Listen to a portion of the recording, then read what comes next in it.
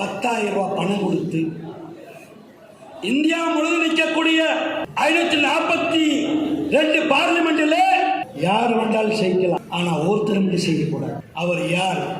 அம்பேத்கர் செய்யக்கூடாது. இதுதான் நேருடைய. இந்தியா முழுவதும் நேரு அவர்கள் பிரச்சாரம் பண்ணார். ஆனா அம்பேத்கர் நிற்கிற தொகுதியில் 4 நாள் பிரச்சாரம் பண்ணார். அந்த நேரத்திலே அந்த இள வயசு பையன் காங்கிரஸ் கட்சியில் சேர்ந்து அவன் ஜெயிச்சு விட்டான். அம்பேத்கர் 3 லட்சம் ஓட்டு வாங்கி 1 லட்சம் ஓட்டு வித்தியாசத்தில் எந்த சமுதாயத்துக்கு போராடினாங்களோ, எந்த சமுதாயம் வளர நினைச்சாங்களோ, எந்த சமுதாய அடித்தட்டில் இருக்கிற கோபுர கலசத்துக்கு கொண்டு வர பாடுபட்டாங்களோ, அதே சமுதாய தலைவரை தோற்கடிக்கப்பட்டது. சொந்த மாநிலத்தில் தோற்கடிக்கப்பட்டது. இந்த வேதனையோட அம்பேத்கர் உடல்நிலை சரியில்லை, மனம் தளர்ந்து விட்டார். தன் சாதிக்காரர்களே தனக்கு அன்னபோஸ்டாக தேர்ந்தெடுக்க வேண்டியதை விட்டுவிட்டு தன் கூட பணியில இருந்தவரை அவமானப்படுத்தி தோற்கடிச்சுட்டார் நினைச்சு அவர் மனம் நொந்து மகாராஷ்டிரா விட்டு, மும்பையை விட்டு டெல்லிக்கு அஜ்மூர் நகரில் இருந்தார். 1 மாதமாக உடல்நிலை சரியில்லை, மனசோர்வு, மனக்கவலை. அப்ப யோசிக்கிறார். அந்த புத்தகம் எடுக்கிறார். கிருஷ்ணபாஜி கொடுத்த புத்தகத்தை பார்க்கிறார். புத்த மதத்துடைய புத்தகத்தை, எல்லா நூல்களையும் படிக்கிறார். குரானை படிக்கிறார், பைபிளை படிக்கிறார், ஜைனத்தை படிக்கிறார். எல்லா நூல்களையும் படித்து முடித்து விட்டு அவர் மனசிலே சொல்லுகிறார், எங்கு போனாலும் தீண்டாமை விடாது, எங்கு போனால் சாதி வர்க்கம் விடாது.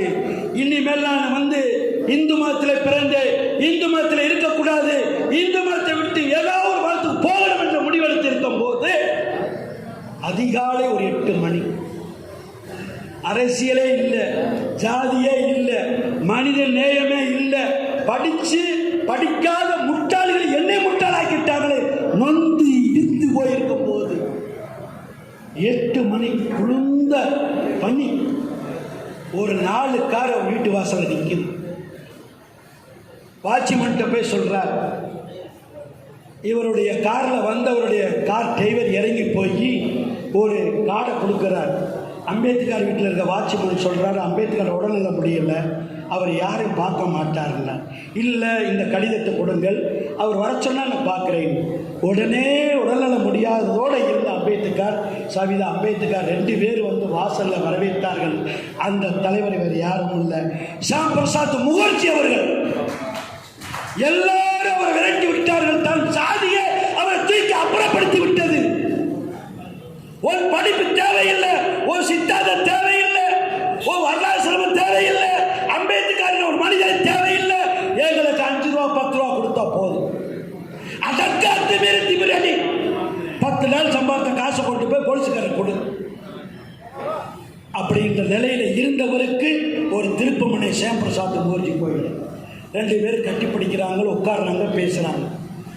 ஷாம் பிரசாத் முகர்ஜி சொல்லுகிறார், நீங்கள் தொய்வடைந்து விடாதீர்கள், நீங்கள் தோத்து விட்டு நினைக்காதீர்கள். நீங்க பார்லிமெண்ட்ல வேண்டாம் தோக்கலாம், அது நீங்க தோக்கல, நேரு தோக்கடிச்சிருக்கிறாரு. அவருக்கு முன்னால அதே பார்லிமெண்ட்ல நீங்க எம்பியாக வர வேண்டும். நான் எப்படி வருவேன்னு கேட்கிறார் அம்பேத்கர். கவலைப்படாதீங்க, மேற்கு வங்காளத்தில் எங்களுடைய கட்சி சனசங்கம் 86 எம்எல்ஏ ஜெயிச்சிருக்கிறோம். 86 எம்எல்ஏ ஓட்டு போட்டு ஒரு மேல்சபை எம்பியாக கூப்பிடுவோம். நீ பார்லிமெண்ட்ல பேச வேண்டும், இந்த நாட்டுக்கு தேவை சொன்னவர் ஷாம் பிரசாத் முகர்ஜி அவர்கள். அதற்கு பின்னாலே பார்லிமெண்ட்டுக்கு போனார், பல சீர்திருத்தங்களை கொண்டு வந்தார், நதிநீரை கொண்டு வந்தார், பிஎஃப் கொண்டு வந்தார், பெண்களுக்கு சம உரிமை கொண்டு வந்தார். இவ்வளவோ அம்பேத்கர் பேர் வருகிறது என்று தெரிந்து அவரை அவமானப்படுத்துவதிலே இருந்தார்கள். கடைசியாக ஒரு முடிவெடுத்தார், இனிமேல் நம்ம இந்து மதத்தில் இருக்கக்கூடாது சொல்லி புத்த மதத்தை தழுவேன் என்று ஒரு முடிவெடுத்தார். புத்த மதத்தில் நான் போறேன் சொன்ன உடனே ஆடியால் இருந்து போப்பாண்டவர் வருகிறார். அம்பேத்கரை பார்த்தார். உங்க மக்கள் 3 கோடி பேர், அன்னைக்கு நாடு சுதந்திரம் அடைவது 30 கோடி பேர், 29 கோடி சில்லற யாவற்று நாடு இந்தியாவில் சுதந்திரம் 1947 29 சில்லற கோடி நம்ம மக்கள் தொகை. அதுல 3 கோடி பேர் பட்டியல் சமுதாயம் இருந்தார்கள். அப்போ அந்த போப்பாண்டவர் கேட்டார், நாங்கள் ஆரம்பத்தில் சொன்னோம்ல, இந்த மக்கள் அவங்களை ஏற்றுக்கல மாட்டாங்க, நீங்கள் என்ன செய்றீங்க, எங்கள் கிறிஸ்தவ மதத்துக்கு வந்துடுங்க, நீங்கள் மதம் மாறிடுங்க, உங்கள் மக்களை பூரா மாற்றிட்டீங்கன்னா அனைவரையும் ஒயிட்டாக்கிடுவோம். கருப்பாக இருக்கிறவங்கள ஒயிட்டாயிருவீங்க, குட்டியாக இருக்கிறவங்கள வளர்த்தியாயிருவீங்க, வயக்காடு அவங்களுக்கு வயக்காடு வந்துடும், எல்லாம் கீழே இருந்து நீங்கள் வயக்காட்டில் உழுக வேண்டாம், மேலே இருந்து கொட்டம் கருப்பு விடலை வெள்ளை விட வந்துடும்னு சொல்லிட்டாங்க. அதையும் கேட்டுக்கிட்டாங்க. அடுத்து இமாம், இஸ்லாம் மதத்துக்கு இந்தியாவில் இருக்கக்கூடிய தலைவர். நீங்கள் போன டெல்லியில் நிஜாமுதீன் வரும், அங்கே தான் தலைவர் இருக்கார். அவர் இருக்கிற இடம் எவ்வளோ தெரியுமா? 500 ஏக்கரில் வீடு பார்த்துக்க இன்னைக்கு இருக்கு. அந்த நிஜாம் அம்பேத்கர் போய் பார்த்தார். தலைவரை நாங்கள் அன்னைக்கே சொன்ன, கேட்க மாட்டேட்டீங்க, நீங்கள் ஆரம்பத்தில் 30 வருஷத்துக்குள்ளார வந்திருந்தா உங்களுக்கு என்ன நினைச்சிருக்கு, தாலிஸ்தான் உங்களுக்கு ஒரு நாளை வாங்கி கொடுத்துருப்போம், நீங்கள் துப்பாக்கி சுட்டுக்கிட்டே இருக்கலாம். நாங்கள் பாகிஸ்தான், நீ தலிஸ்தான், 2 பக்கம் சண்டை போட்டுட்டே இருக்கலாம். 3வது இந்துக்களோட அடிச்சு மண்டையை உடைச்சு இன்னைக்கு வரைக்கும் ஏதோ ஒரு அணையை போட்டு அடைச்சிருக்கலாம். இதை விட்டுட்டு நீங்கள் என்னடான்னு கேட்டால் நீங்கள் வரமாட்டீங்க. அதையே அவர் பார்த்தார். கடைசியாக ஒரு தெளிவான முடிவெடுத்தார். நான் பிறக்கும்போது இந்துவாக பிறந்தேன், ஆனால் இறக்கும்போது இந்துவாக இருக்க மாட்டேன். ஆனால் இந்துவை விட்டு இன்னொரு மதம், இந்துவான இன்னொரு மதமான புத்த மதத்துக்கு போவேன். அந்நிய மதமாக இருக்கிற இஸ்லாம் மதத்துக்கோ, அந்நிய நாட்டுடைய மதமாக இருக்கிற கிறிஸ்தவ